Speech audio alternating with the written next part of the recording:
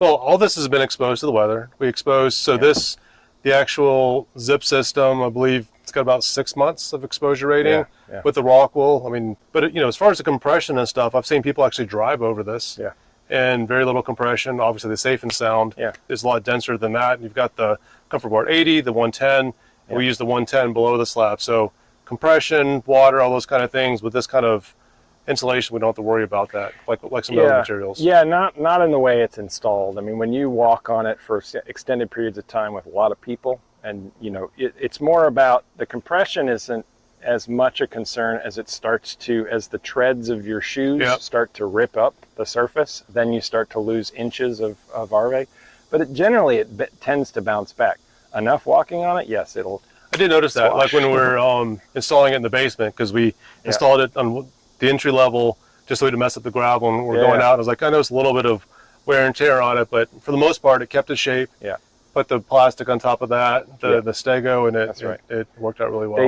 They use some of these even more rigid than the Comfort Board 80 and the Comfort Board 110. They have a product. There's one called Top Rock, and there's a Multi-Fix. There's some roofing products that they use on low slope applications because there is going to be traffic, you know. And those ones, and again, it's not for, you know, you don't want to put it on a patio necessarily where you have hundreds of people walking on it all the time and that sort of thing. It's not necessarily, I mean, even foam could, you know, buckle in some of that, you know. So it doesn't have the same compressive strength as some of the foams that they, you know, type 6 and higher or 4 and higher is stronger than soil.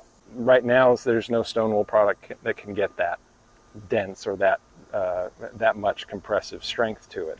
And so you don't put it under a footing. You can put it under a slab, but not under a footing or any kind of bearing condition, you know. But it is a very rigid, stable product. Piece of 2-inch stone wool insulation that we put on one of our projects that stayed out on the floor deck overnight, and it was a deluge. This is in Florida, and it was a deluge of a storm, and you know, like just tons of rain. I think it filled up, so it's flat. And it filled the top 3/8 to 1/2 of an inch with water, and it was just, it didn't go past that. It just stayed at that top. Oh, okay. I lifted it up, and within, I think it was 30 minutes. In 30 minutes, completely dry. All that water, and I think I calculated it. I could be wrong, but it's a few gallons. You know. Yeah, I mean, we did notice that water likes to go this way through the product, not this way, which is good. That's how we have it installed. So. I mean, all night long it rained, and it only filled up that top 1/2 inch. That's pretty good, right? Of good protection. Florida rain, you know. And of course, we've got a roof and siding on this. This isn't the final product, so we don't have to worry about all that. Well, that's the thing about there are a lot of these tests that are being done by builders, which is a great thing to do to test. You know, your air sealing around windows and water management around windows and things like that. Those are never real life conditions, and those are just extreme. Like, hey, look how much we can put a fire hose to this, and put a fire hose to this insulation, it'll dry out. That's never going to be a condition it ever sees normally. Hopefully. Again, if it ever faces that, you have bigger problems. And exactly. That's not the problem. It's not the insulation, whether it can handle it or not. You've got a major failure somewhere.